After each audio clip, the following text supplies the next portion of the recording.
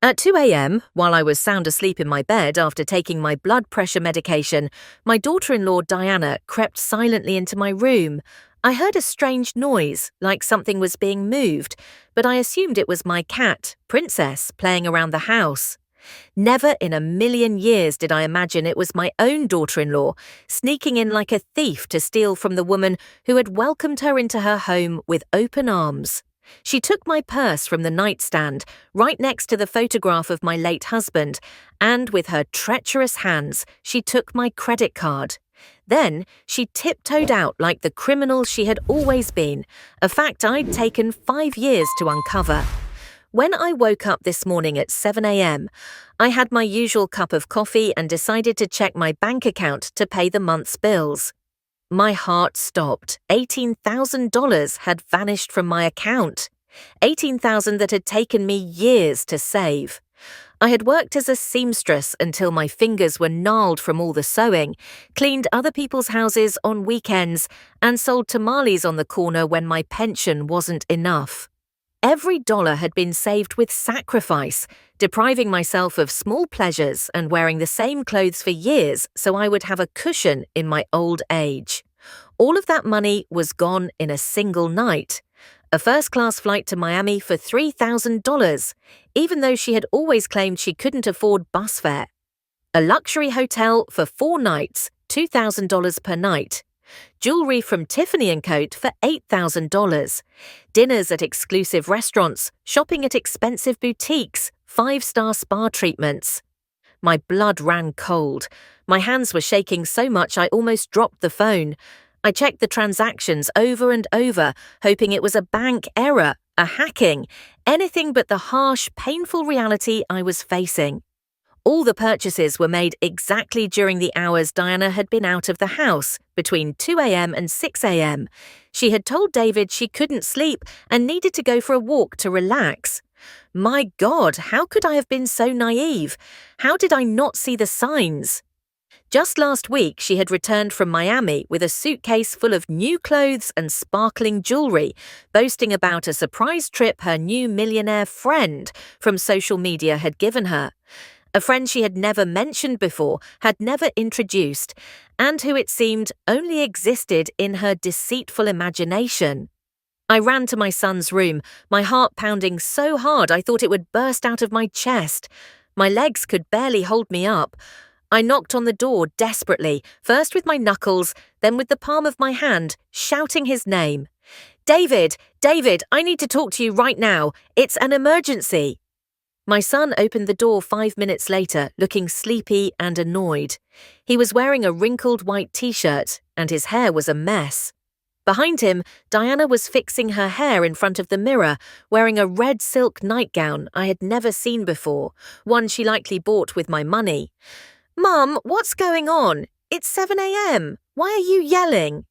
$18,000 is missing from my account. I showed him the phone screen with trembling hands. "Someone used my credit card last night. Look at these purchases." Diana slowly approached, feigning curiosity and innocence. She was wearing new diamond earrings that glittered in the morning light, earrings that cost more than I made in 6 months. "Oh, Rose, how awful! Who could have done such a thing?" Her voice was as sweet as honey, but I knew the falseness in it.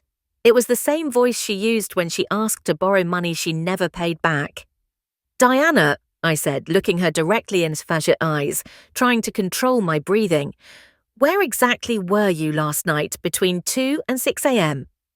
Her expression didn't change a bit. She didn't even blink. That absolute coldness confirmed what I already knew in my heart. "Mom," David stepped between us like a human shield. "How dare you accuse my wife?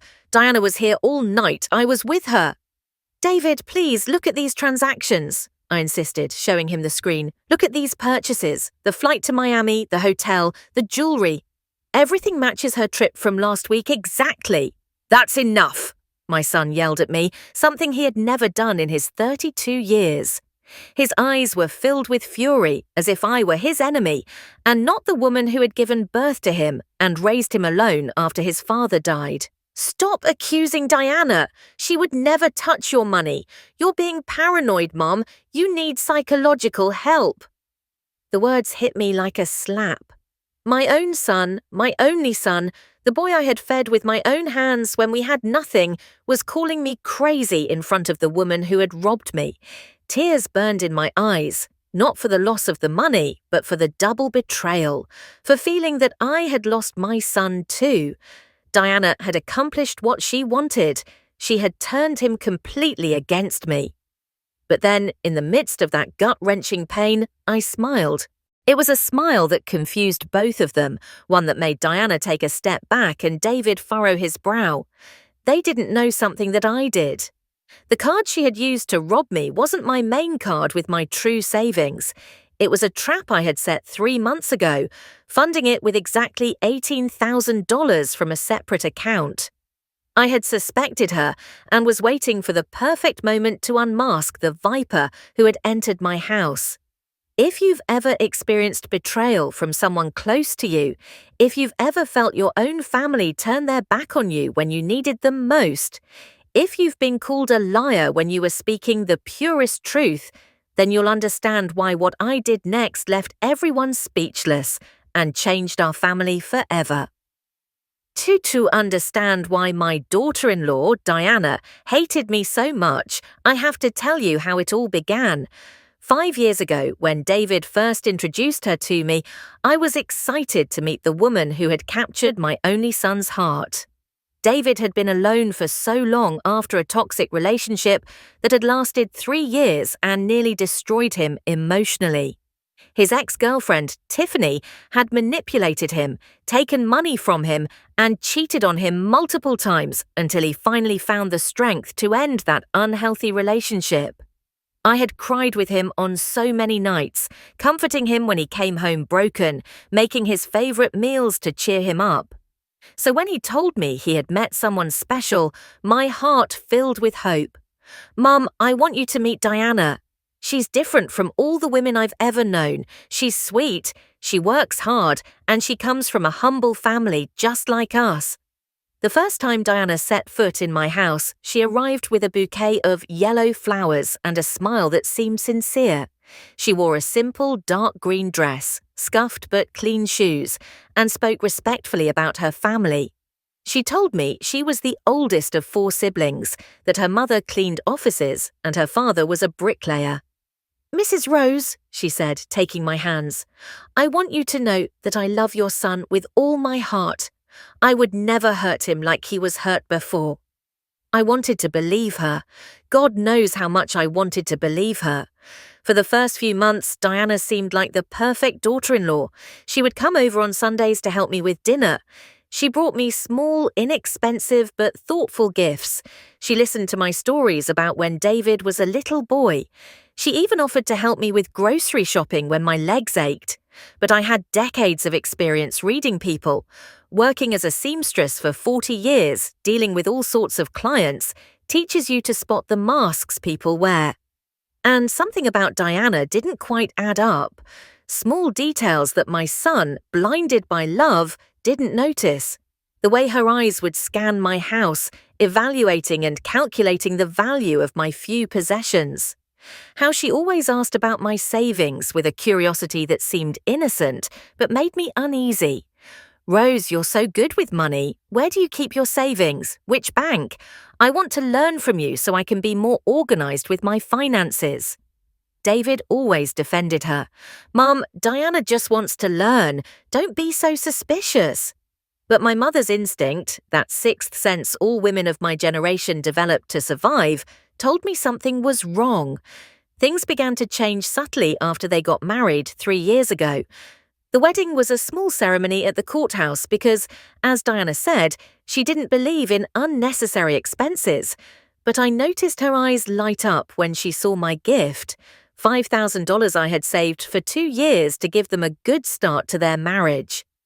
"Oh, Rose, you're so generous. This money is going to help us so much." But they never told me what they spent it on. When I asked weeks later, Diana quickly changed the subject.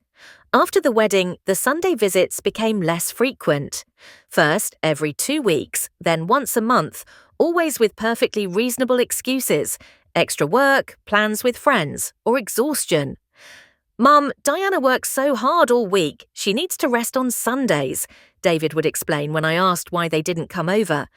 But I knew Diana had quit her receptionist job 3 months after they got married. The work environment was just too toxic, Rose. David told me not to worry and that he could support me until I found something better. Something better never came, but unnecessary expenses did. Diana started wearing designer clothes, getting her nails done at expensive salons, and getting a new phone every 6 months. All paid for by my son, who was working double shifts as a mechanic to give her every whim. "David seems so tired lately," I commented one day when he came to visit alone. "Don't you think Diana could get a job to help him out?" "Mum, stay out of our marriage. Diana is looking, but the job market is tough."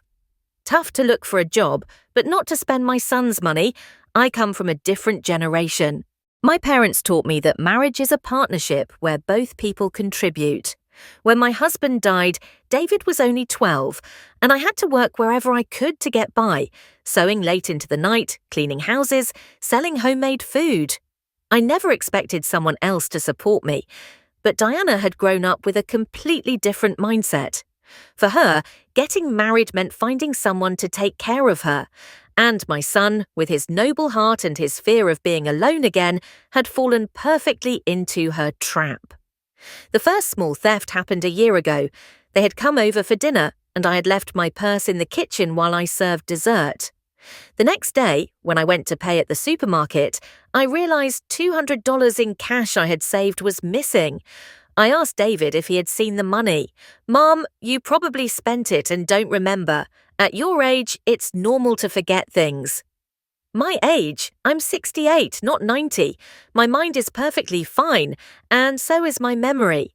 But David had already started treating me like a senile old woman, likely influenced by his wife's poisonous comments. From that day on, I started being more careful with my things.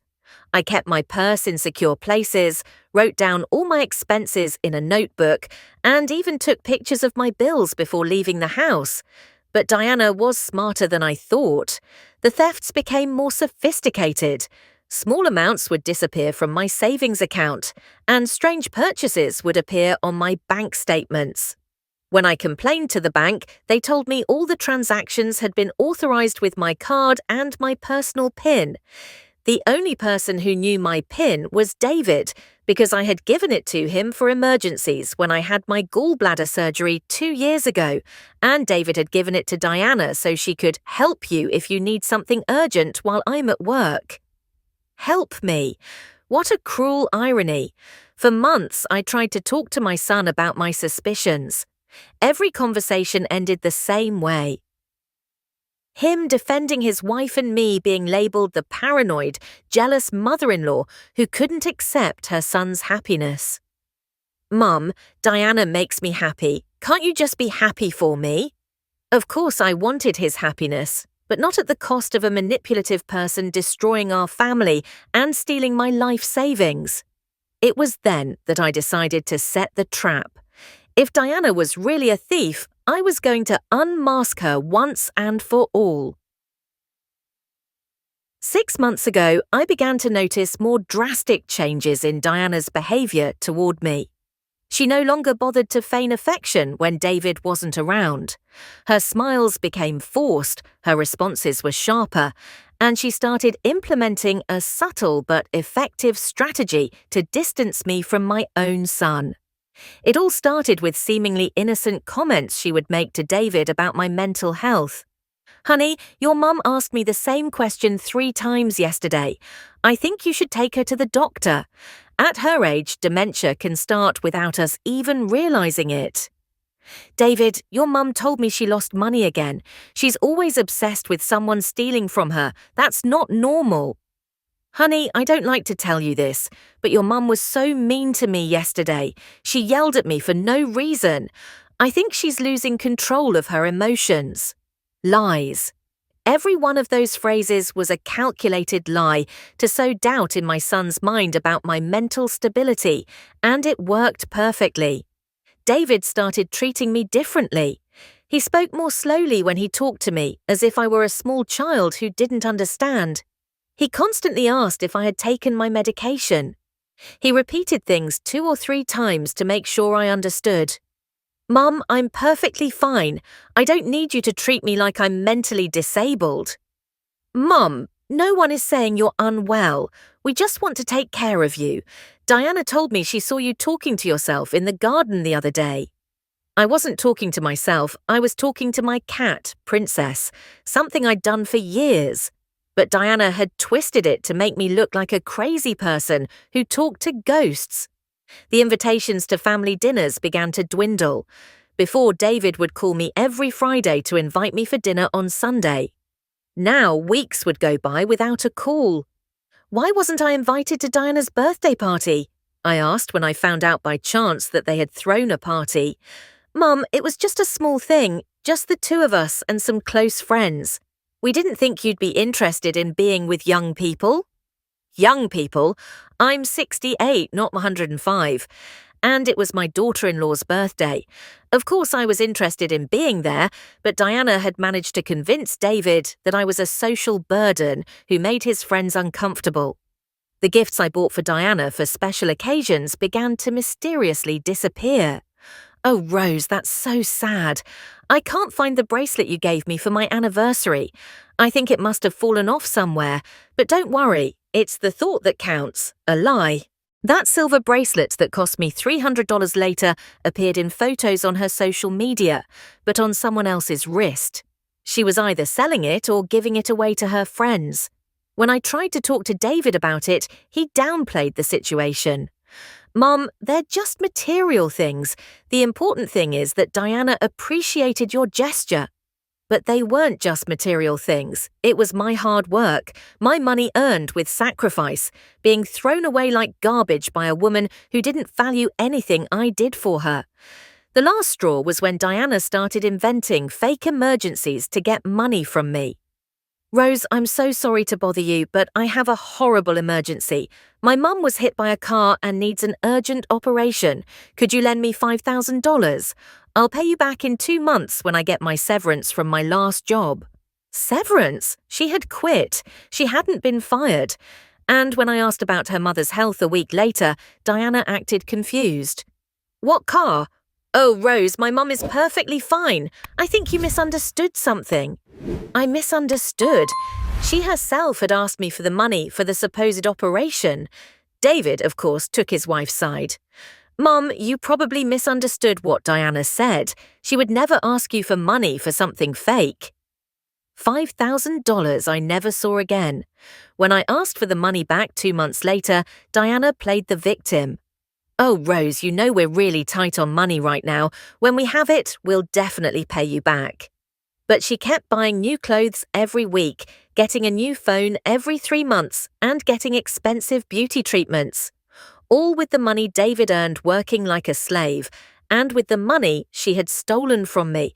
I started keeping a secret diary where I wrote down every incident, every lie, every manipulation, exact dates, witnesses, and evidence, because I knew that one day I would need to prove that I wasn't crazy, that everything happening was real. March 15th, Diana asked to borrow $200 to fix the car. 2 days later, I saw her at the beauty salon, spending that exact amount on eyelash extensions. April the 3rd, David cancelled our Sunday dinner because Diana had a terrible headache. That same night, she posted photos on Instagram from a party with her friends. May the 20th, Diana told me she was looking for a job in an office. A week later, I found out from a neighbour that she had been seen at the casino during work hours. Each entry was a piece of the puzzle that helped me understand my daughter-in-law's behavioural pattern. She wasn't just irresponsible or lazy. She was a professional con artist who had made my son her primary victim and me her secondary source of income. The most painful part was watching David grow more distant from me every day. Phone calls became sparse and cold. Visits were reduced to obligatory meetings on special occasions. And when we did see each other, he was always in a hurry to leave. Mom, Diana is waiting for me in the car. We can't stay long. Mom, I promised Diana I'd take her shopping after coming here. Mom, Diana cooked my favourite meal. If I'm late, it'll get cold. Diana, Diana, Diana. My son had stopped being David and had become a puppet for a woman who was using him and systematically robbing me. I decided to run a final test before implementing my master plan. I lent Diana more money with the excuse that she needed it for a job training course that would get her a really good job.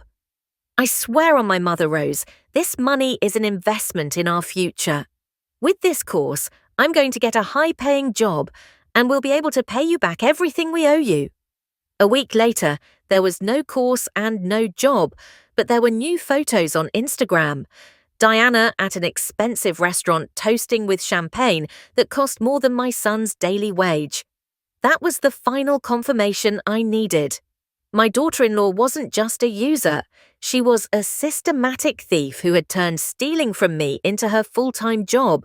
It was time to set the trap that would unmask her forever. The trap I designed for Diana required patience, intelligence, and a lot of planning. It couldn't be improvised. It had to be perfect, irrefutable, so that when the moment of truth arrived, neither David nor anyone else could deny the evidence. 3 months ago, I opened a completely new bank account at a different bank from the one I had always used, as I deposited exactly $18,000 of my real savings into that new account and requested a new credit card linked exclusively to that money. Why $18,000 specifically? Because I had calculated that was exactly the amount Diana had been stealing from me in small increments over the last 2 years. It was my money that she had already taken, so it was only fair to use that same amount to unmask her. For weeks, I accidentally left the new card visible in different places in my house when Diana came to visit. I put it on the kitchen table while making coffee. I left it on the living room cabinet when I went to the bathroom. I placed it in my open purse while looking for other things. Every time I did this, I discreetly watched Diana's reaction. No nice. Her eyes always fixated on the card, memorizing the numbers, studying every detail, but she was cunning. She never showed too much interest openly. Oh, Rose, is that a new card? It looks very fancy. Yes, dear, the bank gave it to me because I'm a long-time customer. It has a very high limit for emergencies. Her eyes glittered at that information, exactly the reaction I was hoping for. The next step was to create the perfect opportunity. I knew Diana would only dare to steal when she was absolutely certain she wouldn't be discovered. I needed a situation where she had total access to my house without any supervision. The opportunity came when David told me he and Diana were coming over for dinner on a Tuesday night. Mum, Diana wants to cook for you. She says she hasn't made you something special in a while. Perfect. A dinner at my house meant Diana would have hours to study the place, plan her strategy, and wait for the right moment to act. That night, I prepared everything as if it were a play.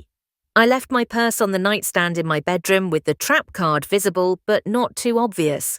I set up the security cameras I had secretly installed 2 weeks earlier in strategic points of my house. Yes, security cameras. At 68, I learned to use technology I never thought I would need. My grandnephew, Gwen's son Ethan, helped me install them during a family visit. I told him it was for general security, but in reality I put them there specifically to catch Diana. Grandma Rose, these cameras record everything and save it to the cloud. You can watch the recordings from your phone anytime. During dinner, Diana was particularly charming.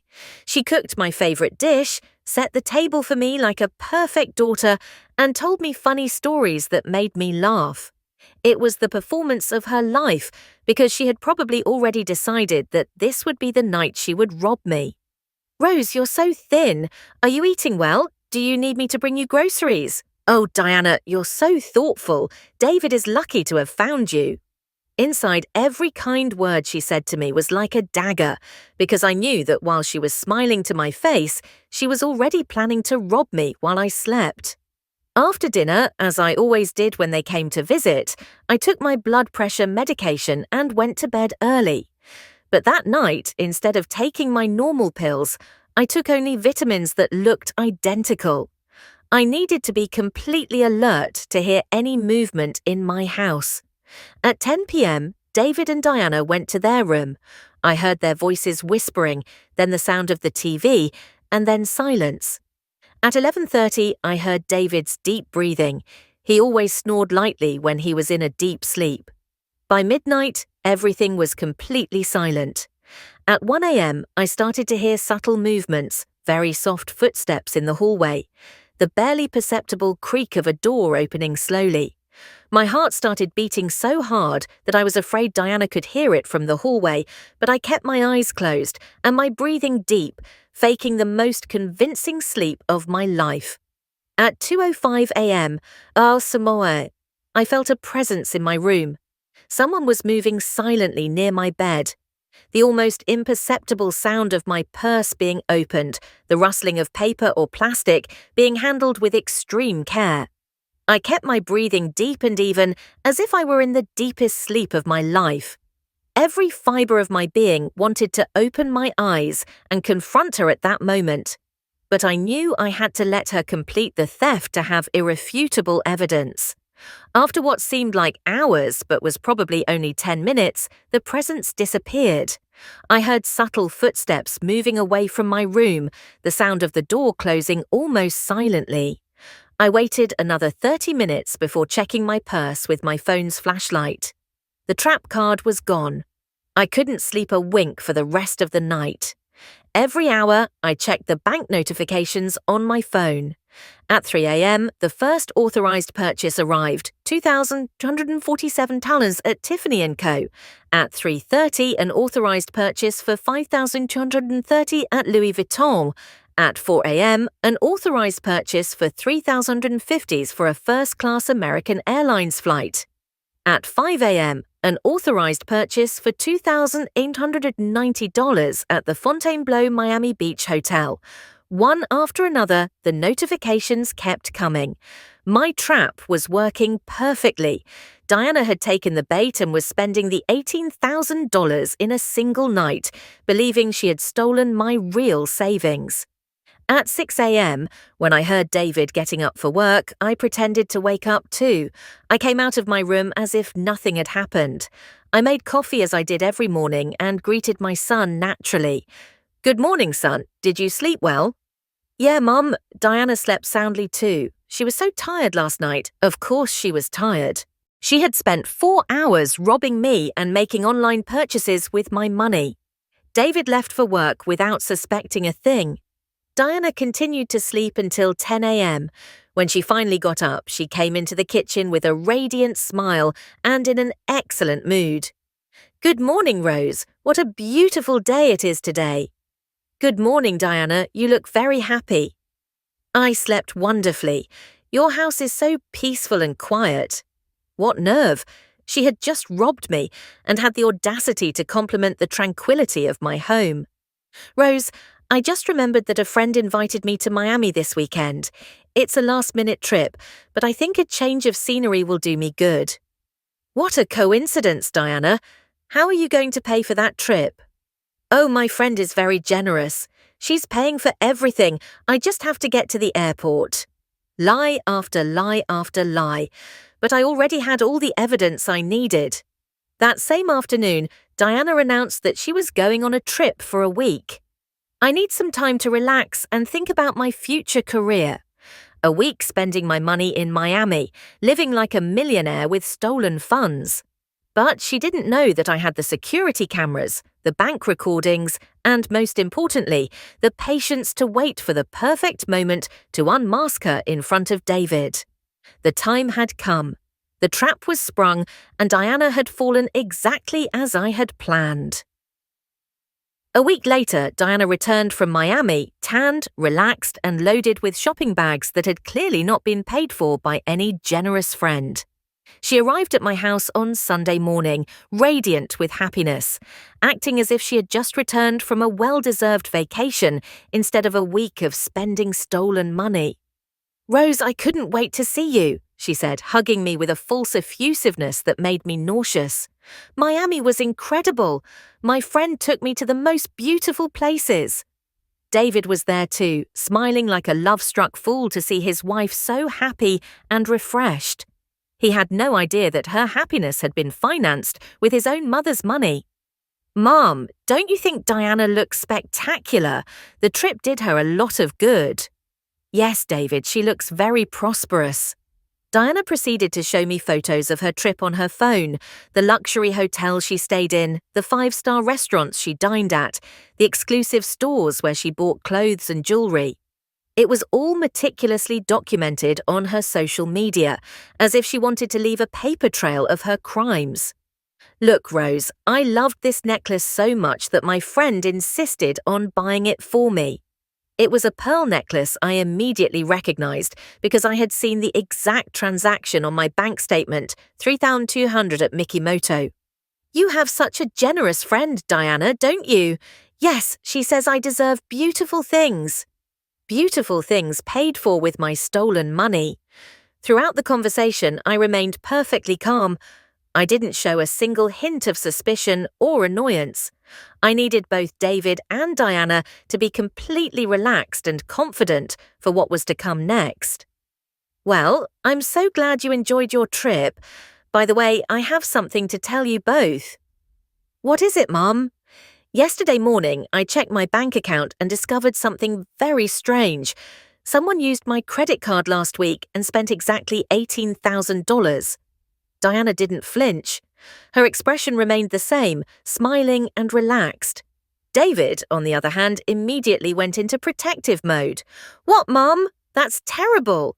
Did you report the fraud to the bank? Well, David, before reporting it to anyone, I decided to do a little investigating on my own, and what I discovered is very interesting. I took out my phone and started showing them the transactions one by one, with exact dates and times. Look, here's the first purchase, 2,847 talents at Tiffany & Co. at 3:02 a.m. last Tuesday. Diana kept smiling, but I noticed her hands tensed slightly. Then at 3:31 a.m., 5,230 at Louis Vuitton. Mom, why are you showing us this? Obviously it was some hacker who stole your information. Wait, David, let me finish. At 4:15 a.m., 3,150 for a first-class flight to Miami. At 4:22 a.m., 2,000 nings at the Fontainebleau Miami Beach Hotel. The silence in the room became thick. David was starting to understand the implications, but he still didn't want to accept the obvious. Mom, it must be a horrible coincidence. Thousands of people travel to Miami every day. You're right, son. It would be an incredible coincidence. But wait, there's more. I continued to show them transaction after transaction. Every restaurant where Diana had dined, every store where she had shopped, every spa where she had relaxed. Everything matched perfectly with the photos she herself had uploaded to Instagram.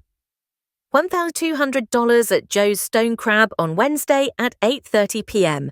Here's the photo Diana uploaded at exactly that time from that restaurant. David turned pale.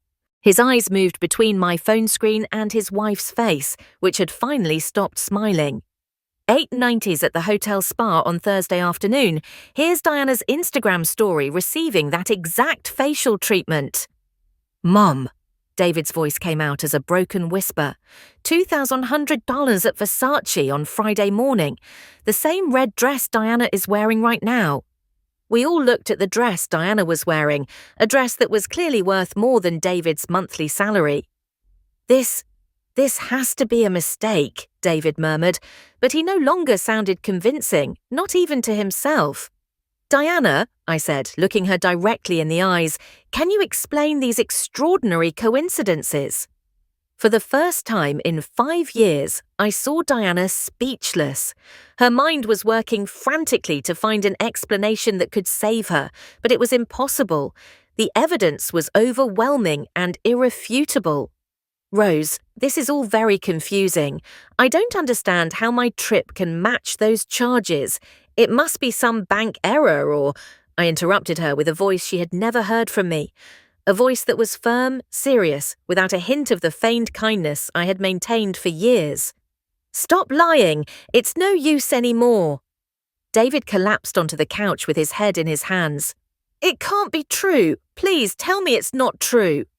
"Do you want me to keep showing you proof, David? Because I have a lot more." I took out my tablet and started showing them the security camera recordings.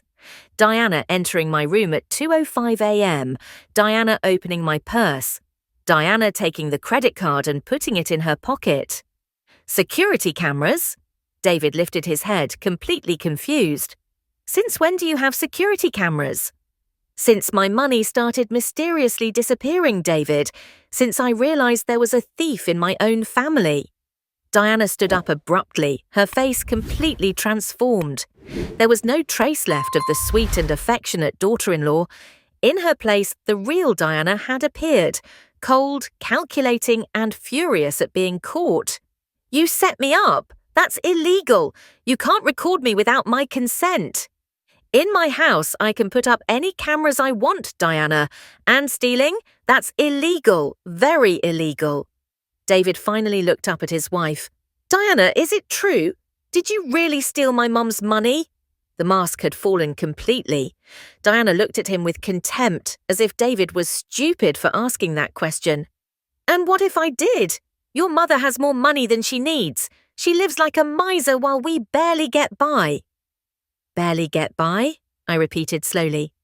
"David works double shifts to give you everything you want. You don't work a single day, and on top of that, you steal from me? That's what you call barely getting by?" "You don't understand anything. I deserve more than to live in that awful house with a man who makes a miserable salary." David stood up as if he had been slapped. "Awful house? A man who makes a miserable salary? Is that what you really think of me?" "The truth is, yes. I'm 30 years old. I can't waste my life living like I'm poor when there are easier ways to get money." "Easier ways," I said with a bitter smile, "like robbing 68-year-old women while they sleep?" "At least I'm smarter than both of you." But Diana had made a fatal mistake. She had shown her true personality in front of David, and for the first time in 5 years, my son was seeing his wife for who she really was. "Smarter than us both?" I repeated Diana's words slowly, savouring the moment I had been waiting for months. "Well, Diana, if you're so smart, you must have realised that the card you stole wasn't my primary card." Her face froze. For the first time since this confrontation began, I saw a flash of genuine fear in her eyes. "What? What are you talking about?" "What I'm talking about, my dear daughter-in-law, is that 3 months ago I opened a completely new bank account specifically to set this trap. I deposited exactly $18,000 into that account, got a new card, and waited patiently for you to do exactly what you did." David looked at me with his mouth agape. "Mum, are you telling me you knew this was going to happen?" "David, your wife has been systematically stealing from me for 2 years. Small amounts here and there, money disappearing from my purse, strange charges on my main account, but she was smart. She always stole just enough to keep me from being completely sure." I took out a manila folder I had prepared especially for this moment. It was full of documents, photos, screenshots, and all the evidence I had been meticulously collecting. But I'm from a generation that doesn't give up easily. For 2 years, I documented every theft, every lie, every manipulation. I opened the folder and started showing them evidence after evidence. Here's the record from the first time she stole cash from me, $200 that disappeared from my purse after a family dinner. I took photos of my money before they arrived and after they left. David took the photos with trembling hands. The before and after was undeniable. Here are the bank statements showing mysterious charges at expensive restaurants on the exact days Diana was out with friends. Charges made with my debit card. "Mum, why did you never tell me this?" "I did, David. I tried to talk to you hundreds of times. Every time I mentioned my suspicions about Diana, you defended her and treated me like I was a crazy, paranoid old woman." I took out my phone and started playing an audio recording. "What is this?" David asked. It's a conversation Diana had with her friend Tiffany 2 months ago. I recorded it when she came to visit and thought I was asleep in my room. Diana's voice came through the speaker clearly. Girl, I'm telling you, it's so easy. The old lady has a ton of money saved, and she doesn't even notice when I take some. David is so stupid. He always believes me when I tell him his mum is losing her memory, and he doesn't suspect a thing. He's so in love with me, he'd do anything I ask. And the mother-in-law is so naive. She always believes me when I invent emergencies to get money from her. Tiffany's voice came on the recording. You're a genius, Diana. How much have you gotten so far? Diana replied, About $1,000 in 2 years, but I'm planning something big. I think I can get a lot more all at once. David dropped the phone as if it were on fire. His face had gone through every colour imaginable. Stupid, he muttered. You called me stupid. Diana had gone completely pale. David, that recording is taken out of context. I was just joking with Tiffany. You know how we women talk when we're with friends? Taken out of context? I pulled out another recording. Is this one taken out of context too? It was a phone conversation Diana had had the week before when she thought I had gone shopping. Diana's voice came on the recording again. Mum, I'm almost done with this idiot David.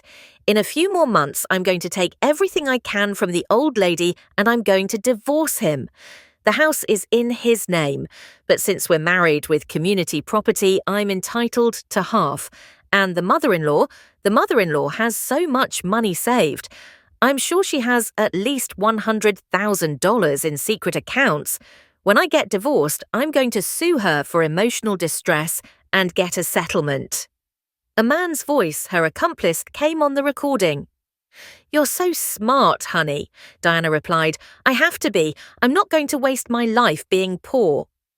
The silence in the room was deafening. David was completely shattered, looking at the woman he had married as if she were a stranger. 5 years, he whispered. 5 years of my life. David, you don't understand. I love you, but… No. David stood up abruptly. Don't you dare say you love me. People who love don't do this. People who love don't call their husband stupid. People who love don't plan to divorce you while smiling in your face. But David, And worst of all, you made me doubt my own mother. You made me treat her badly. You made me believe she was crazy when you were the thief all along. David turned to me with tears in his eyes. Mom, I'm so sorry. I'm sorry I didn't believe you. I'm sorry I defended her. I'm sorry I treated you like a liar when you were right about everything.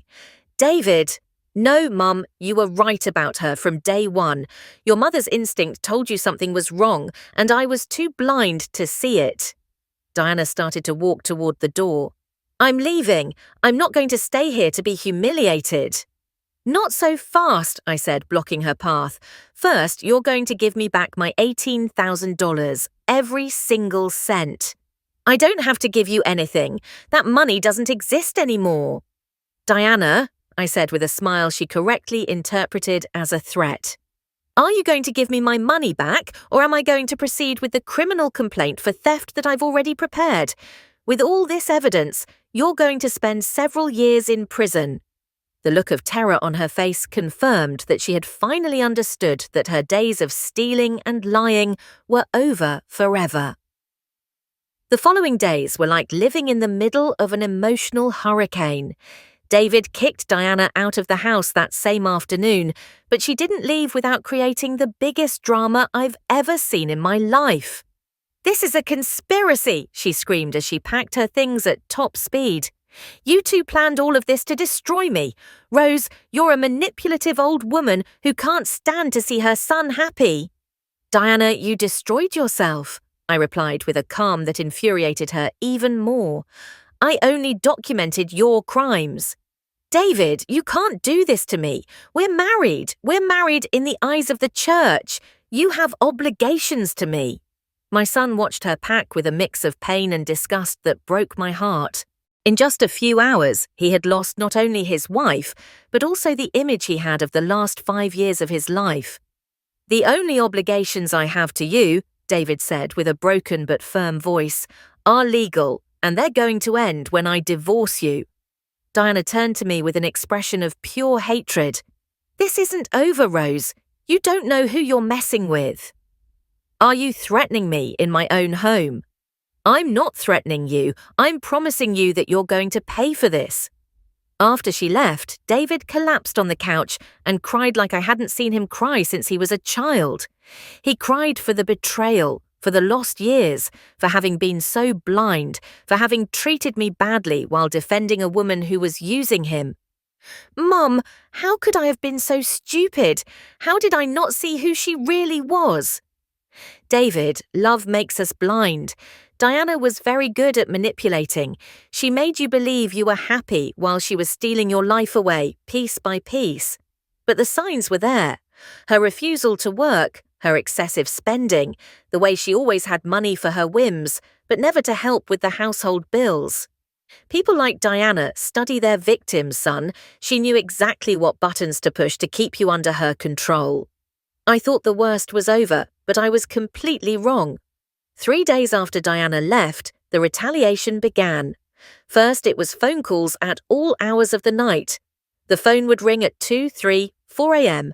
When I answered, there was only silence on the other end, but I knew it was her. Then came the anonymous text messages. "Old witch, you're going to pay for what you did.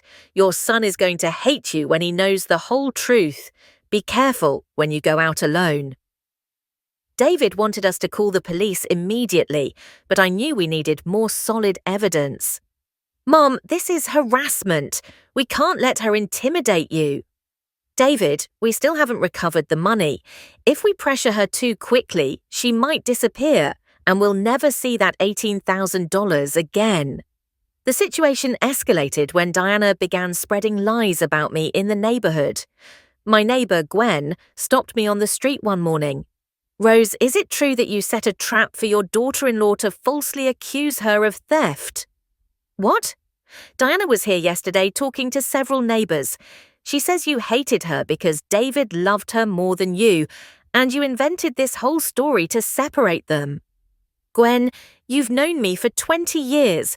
Do you really believe I would be capable of something like that?" "Of course not, Rose, but she's saying some very convincing things. She says you have mental problems and that David is scared to contradict you." It was typical of Diana. Even after being completely exposed, she was still manipulating the narrative to make herself the victim. That same week, I received a call from my bank. "Mrs. Rose, we're calling because someone tried to access your bank accounts by presenting a fake court order. Fortunately, our legal department detected that the document was fraudulent." My blood ran cold. A court order for what? Supposedly to investigate fraudulent transactions you had made against a family member. The person who presented the document had detailed personal information about your accounts.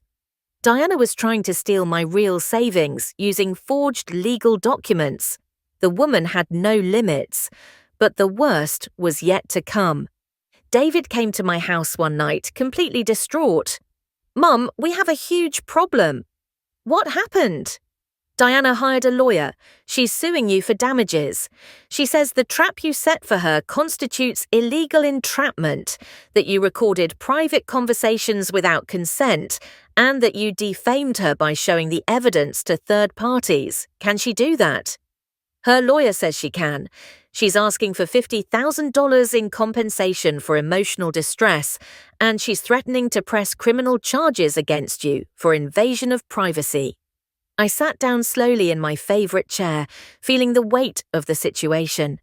Diana had turned my victory into a legal battle that could ruin me. "David, do you think she can win?" "I don't know, Mum.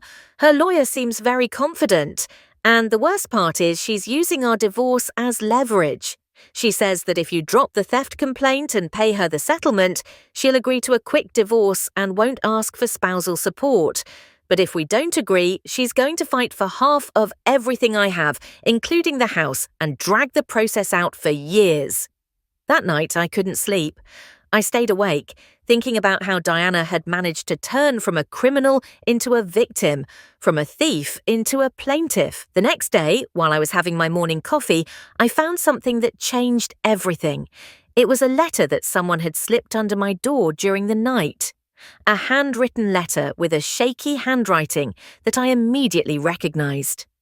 Rose, it's Naomi, Diana's mother. I need to talk to you urgently.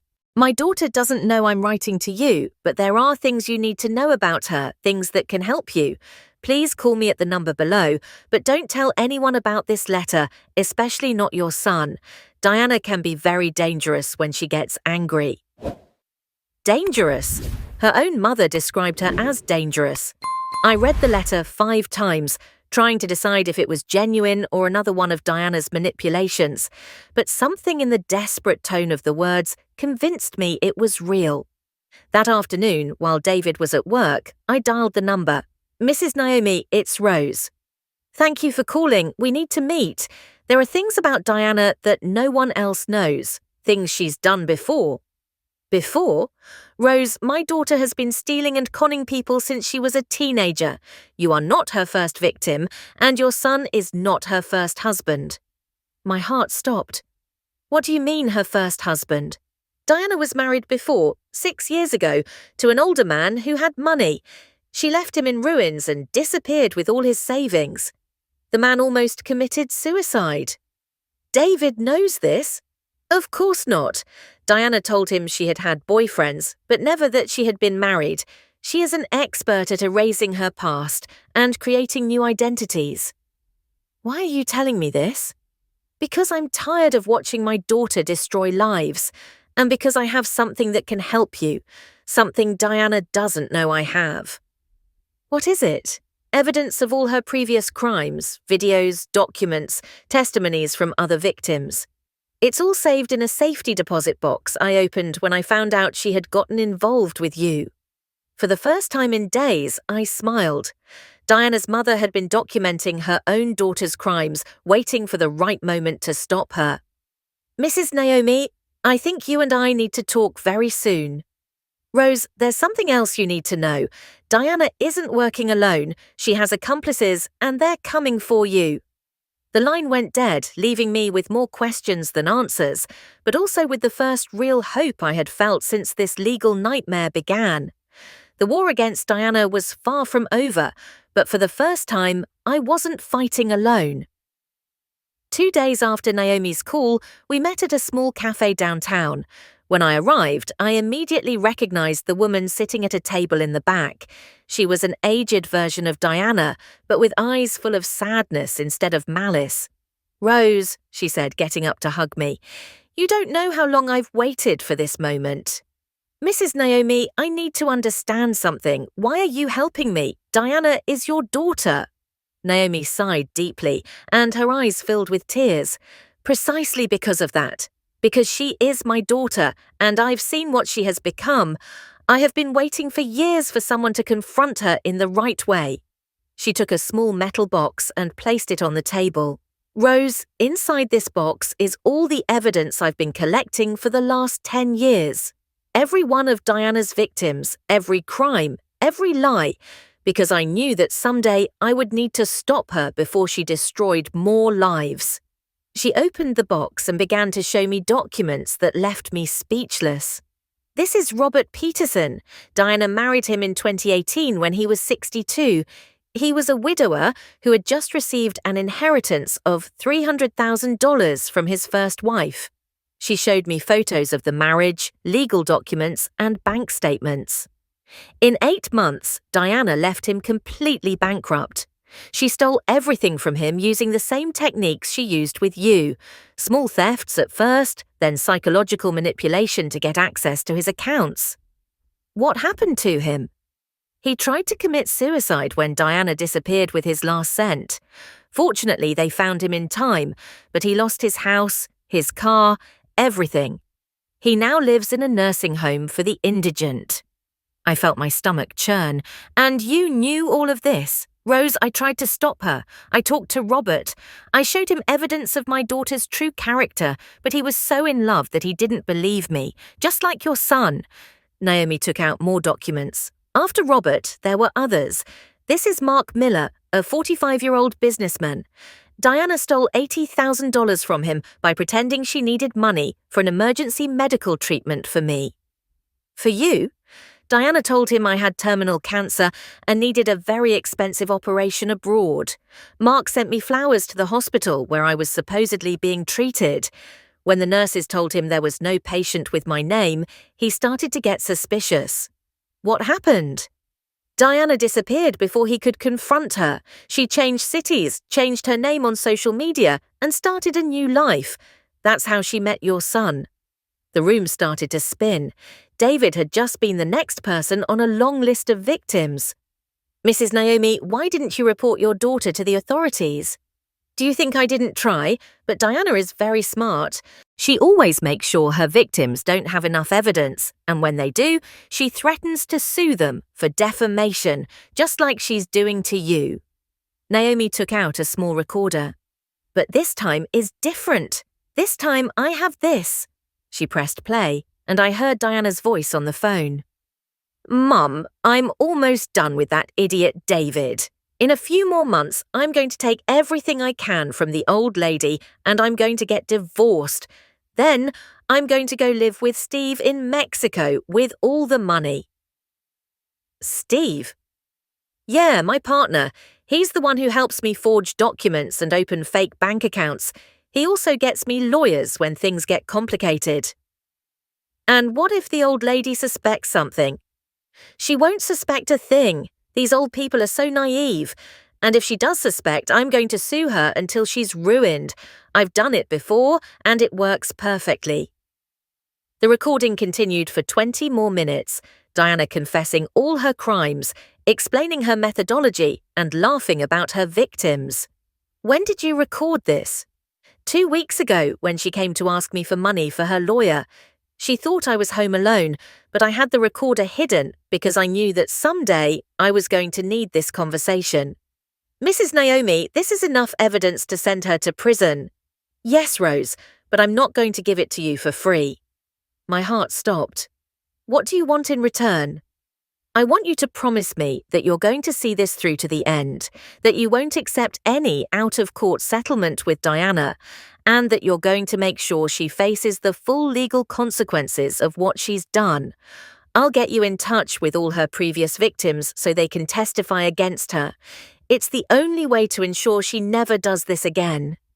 You have my word. Naomi handed me the box with all the evidence. Rose, my daughter is a monster that I helped create.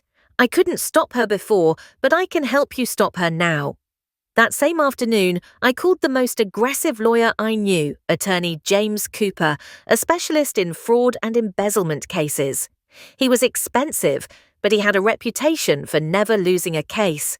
Attorney Cooper, I need you to legally destroy a person who stole from me and is trying to sue me for exposing her. Mrs. Rose, after reviewing all the evidence you've presented, I can assure you that your daughter-in-law is going to end up in prison and that the lawsuit against you will be dismissed immediately. Are you sure? In 30 years of practice, I've never seen a case this solid. Your daughter-in-law is not only guilty of theft, but also of fraud, embezzlement, document forgery, and extortion. She's going to face multiple criminal charges. And what about her threat to take half of everything from my son in the divorce? With this evidence, not only will she not receive anything in the divorce, but she will also have to pay restitution to all her victims, including the $18,000 she stole from you. Attorney Cooper prepared a strategy that was absolutely devastating. First, we filed a criminal countersuit against Diana for all her crimes, including evidence from her previous victims. Robert, Mark, and 3 other victims Naomi had found agreed to testify. Second, we presented all the recordings, documents, and photographic evidence we had collected. Third, we exposed the criminal network Diana had created with her accomplices, including the real Steve, who helped her forge documents. Fourth, we proved that her lawsuit against me was part of a pattern of intimidation she had used with previous victims. Diana's response was immediate and predictable. She tried to flee. 3 days after we filed the countersuit, David received a call from a detective. "Mr. David, we're looking for your wife. She has arrest warrants for multiple counts of fraud and embezzlement. Do you know where we might find her?" "No, detective. Since she left the house, we haven't heard from her." But Diana had made a fatal mistake. In her hurry to escape, she had used the trap credit card she had stolen from me to buy a plane ticket to Mexico. The bank immediately tracked the transaction, and the police arrested her at the airport 5 minutes before she was scheduled to board the plane. Images of Diana being arrested appeared on the local news that same night. Asate Intoini. Woman arrested for multi-million-dollar scam affecting multiple elderly victims. David watched the news with me in silence, processing the fact that he had been married for 5 years to a professional criminal. "Mum," he finally said, "I'm sorry I didn't believe you. I'm sorry I allowed her to do this to you." "David, you were her victim too. The important thing is that now we know the truth." 2 weeks later, Diana pleaded guilty to all charges in exchange for a reduced sentence of 8 years in prison. Part of the agreement included full restitution of all stolen money to all her victims. On the day of the sentencing, Naomi approached me in the courthouse. "Rose, thank you for having the courage to do what I couldn't do for years." "Mrs. Naomi, thank you for helping me stop her. I hope my daughter uses these years in prison to reflect on the damage she has caused, and I hope that when she gets out, she'll be a different person." When we left the courthouse, David took my arm. "Mom, can you forgive me?" "David, there's nothing to forgive. Now we can start over, without lies, without manipulation, just the two of us as a real family." Justice had triumphed, but more importantly, I had regained my son's trust and had protected future victims from Diana's crimes. Sometimes the sweetest revenge isn't personal, it's the kind that protects others from suffering the same thing you suffered. 6 months after Diana was sentenced, my life had changed in ways I never imagined possible. The $18,000 from the trap was returned to me in full, along with interest and punitive damages that totaled another $15,000. But more important than the money, I had regained something I thought I had lost forever: the unconditional trust and love of my son. David moved back in with me for the first few months after the trial. He needed time to heal emotionally and process everything he had lived through during those 5 years of marriage to a professional con artist. "Mom," he told me one night while we were having dinner together, "I don't know how you'll ever be able to forgive me for doubting you." "David, my love, I already told you there's nothing to forgive. Diana was an expert manipulator. You were her victim too." "But I was your son. I should have trusted you. I should have seen the signs." "You know what? I think all of this happened for a reason.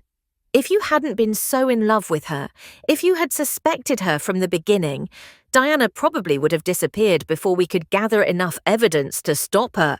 Your blind love, as painful as it was, allowed us to build the case that sent her to prison." That perspective helped David begin to heal.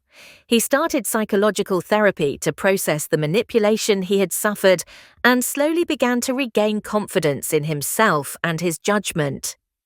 With the money I had recovered, I decided to do something I had been dreaming of for years.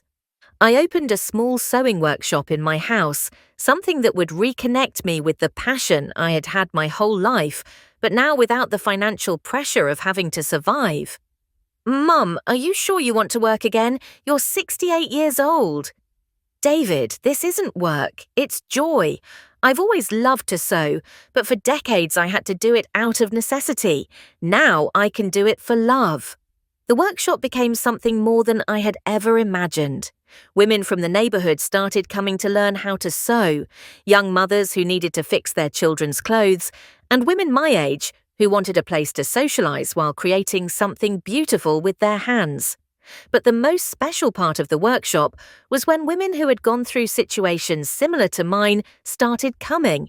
Women who had been conned by family members, who had been victims of manipulation, who needed a safe place to talk about their experiences without being judged.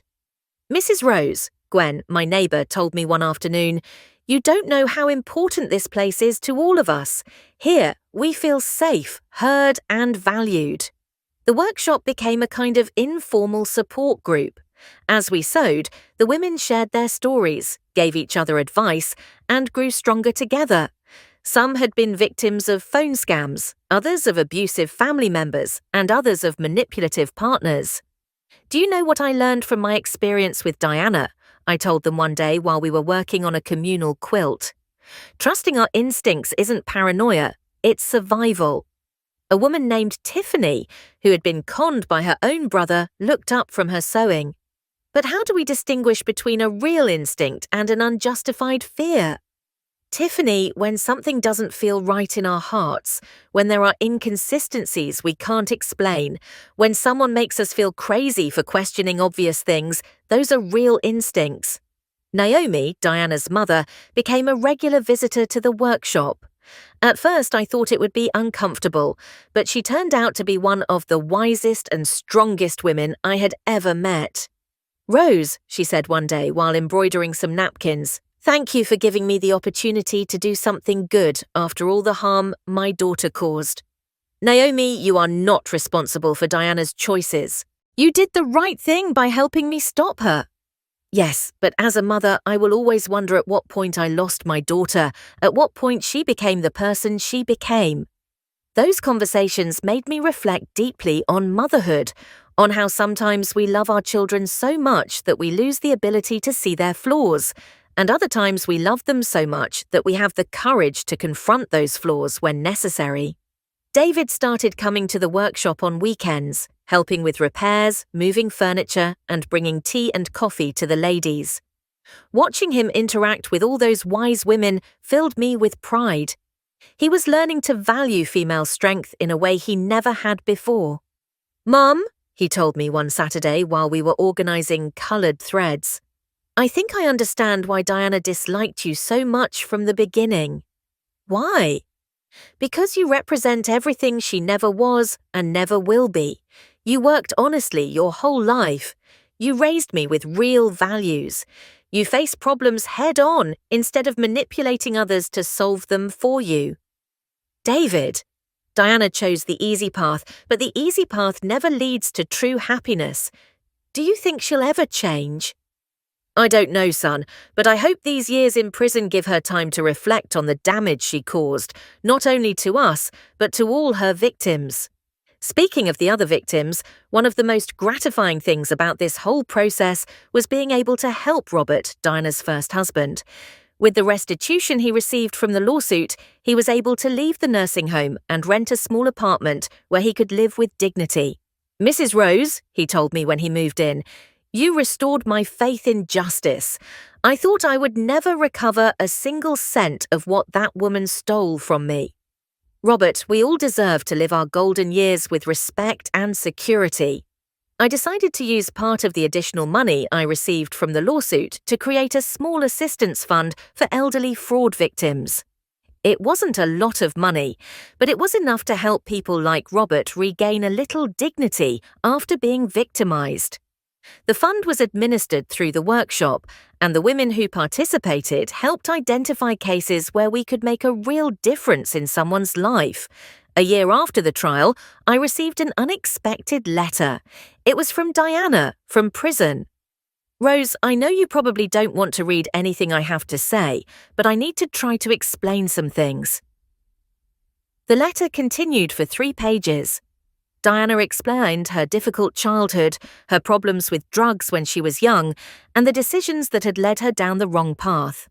She apologized for the harm she had caused, but in a way that still sounded manipulative. I showed the letter to David. "What do you think, Mum? Do you think she's being sincere?" "David, I think Diana feels sorry for herself, but I'm not sure she truly understands the harm she caused others. A real apology includes accepting full responsibility without excuses." "Are you going to write her back?" "No. Diana needs to focus on her own healing without expecting forgiveness from her victims. If she ever gets out of prison genuinely changed, her actions will demonstrate it better than any letter. 2 years after the trial, David met Ariel, a wonderful woman who works as an elementary school teacher. She's the kind of woman I always imagined for my son, honest, hardworking, independent, with solid values.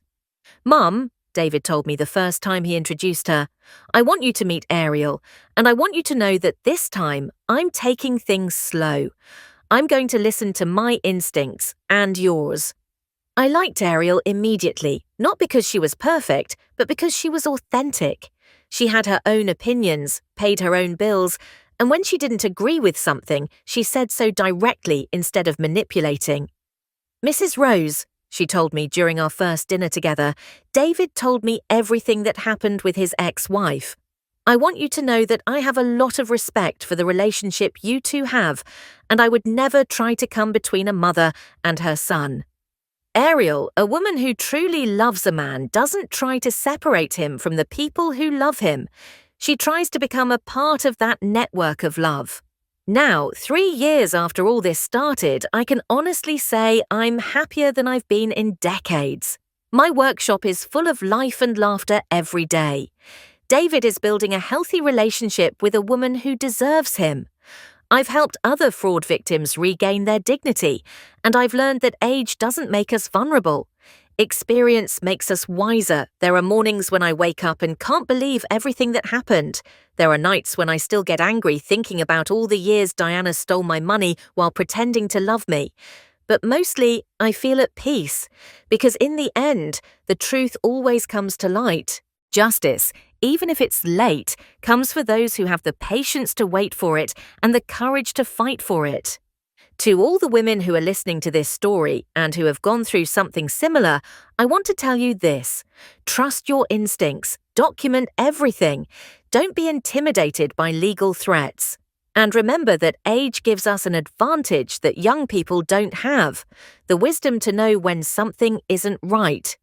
Sometimes the greatest legacy we can leave isn't money in the bank. It's the example that it's never too late to stand up for yourself, to seek justice, and to protect others from suffering what we suffered. And to the sons who are listening, when your mother tells you that something doesn't feel right about someone, especially about a partner, take her seriously. She knows you better than anyone, and she loves you more than anyone. Her mother's instinct is worth more than all the gold in the world. Because at the end of the day, real family isn't just blood. It's the people who are willing to fight for you, to protect you, and to be with you through the good times and the bad. And that, my dears, is priceless.